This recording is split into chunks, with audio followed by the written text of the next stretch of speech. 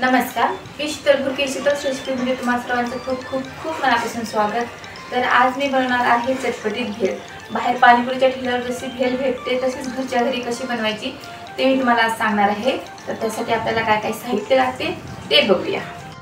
इथे मी बारीक आकाराने टमाटर, कोथिंबीर, हिरवी मिरची आणि कांदा घेतलेला आहे। त्यानंतर इथे मी मुरमुरे घेतलेले आहे।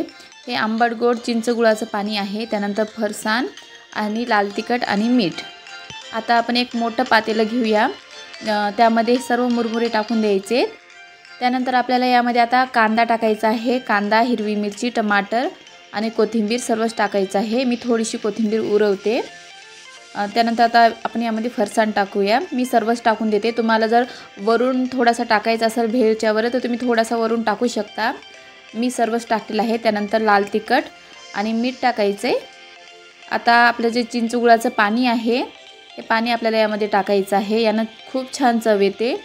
चाट मसाल्याची सुद्धा गरज नाही चिंच गुळाचं पाणी टाकलं तर। आता याला छान आपल्याला मिक्स करून घ्यायचं आहे। हे बघा अशा प्रकारे छान मिक्स करायचं। खूप सोपी रेसिपी आहे आणि 5 मिनिटात बनवून तयार होते।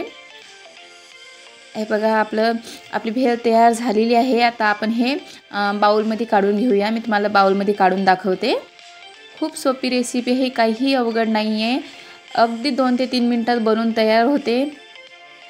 आणि बघा सर्व बाउलमध्ये काढून घेतलेला आहे। आता त्याच्यावरून थोडीशी कोथिंबीर टाकते।